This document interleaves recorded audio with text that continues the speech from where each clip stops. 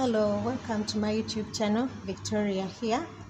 If it's your first time, thank you for tuning on to this tutorial. You are welcome. And for my returning subscribers, thank you so much for loving Aboki Mix. Now in this tutorial, I'm going to show us how you can make a fingerless mitten. It's good for the weather when it gets cold, or if you have issues with your palm, so it keeps your palm cool and warm. So this particular pattern works for both hands. This is my right hand, and even if I turned it to my left, it would still do the same thing.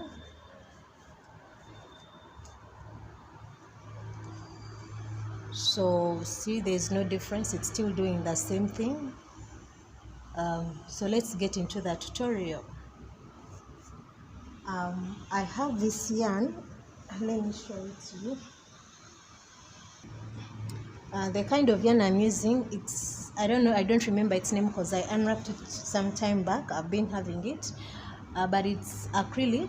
It just comes rolled like this as a donut, but whichever chunky yarn you have, it can work for you. So I'll start by leaving a tail that I'm going to use. Just leave a tail, and then you wrap on your yarn. I've casted on 25 stitches for my particular hand. If you have a bigger hand, please consider increasing more stitches. If you have smaller one, you can maintain or do less. Yes, so I've done 25 needles, no spaces in between, just all of them at once. And then I'm working in tension 6.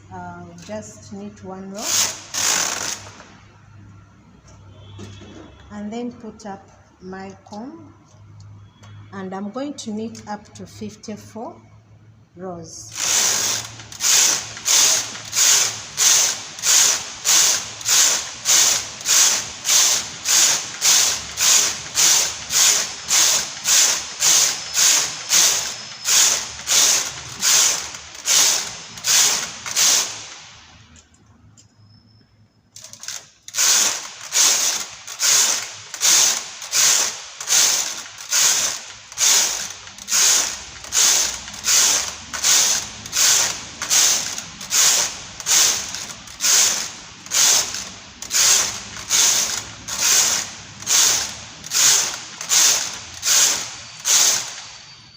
So these are 54 rows. I'll increase my last row to tension 10.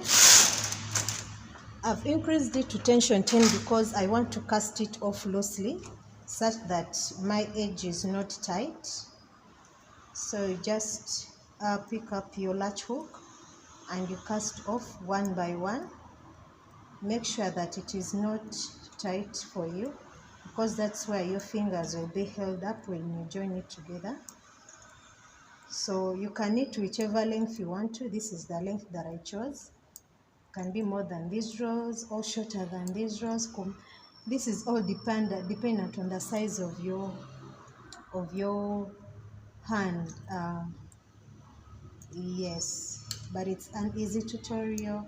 Just knitting one long rectangle, and then the trick is in how you join. It's just in joining and leaving that hole for the thumb, and there you have your easy mittens, fingerless mittens.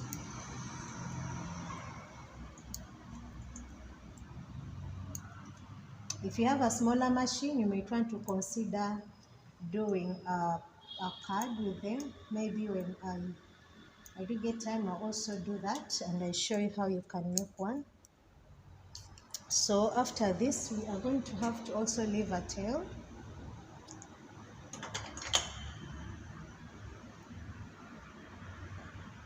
And then cast that off. Now pick your yarn needle, and then we are joining this from up and also from down because we left tails.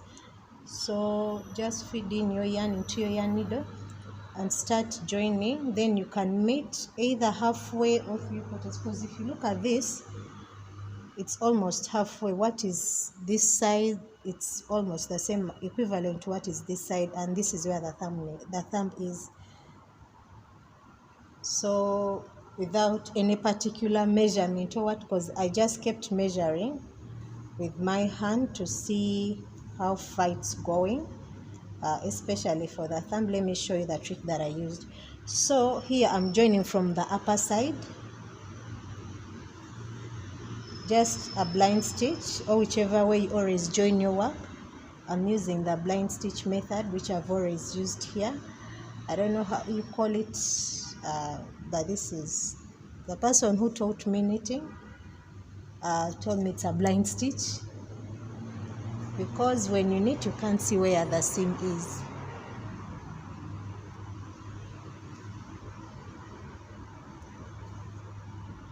So just keep joining, and then the trick is you just have to keep measuring with your hand to see how far long you've gone. See, now I know that I need more, cause if I put on this hand, you can see the edging is right here on these lines in my fingers. So I reached at a point where I know now the mitten has reached where I want it to be. If I compare these two, if you can look at that. So I'm just going to bind this off and cut it off, so that I also work from the lower part.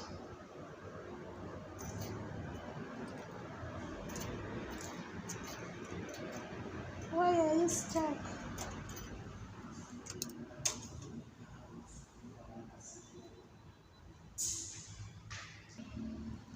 So after binding it off, I'll pick my other tail that I left at the beginning, that was at the bottom, and then also join this part, still doing the blind stitch.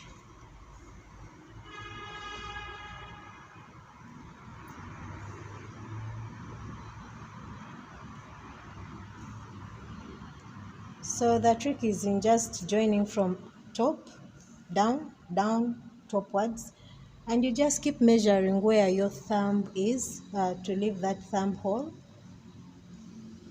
and that is that, and your mitten will be as good as ready. So just do your trick and you'll have your mittens, your fingerless mittens, good to go.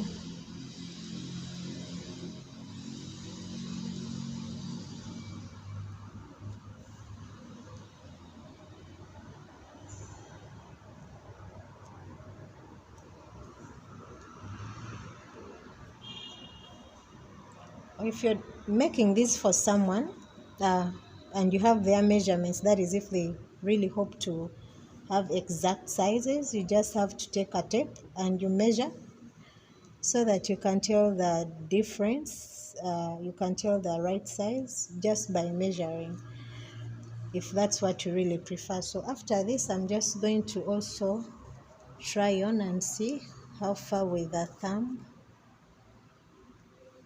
And I just have a few 2 rows to join up, and then that is it. 1 and 2. Then I'll just knot this inside.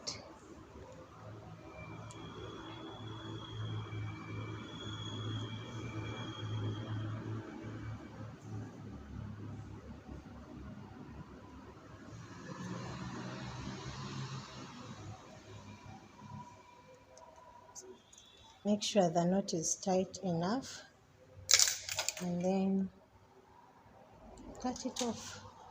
And our mittens are ready. Oh, our fingerless gloves are ready. So that is it.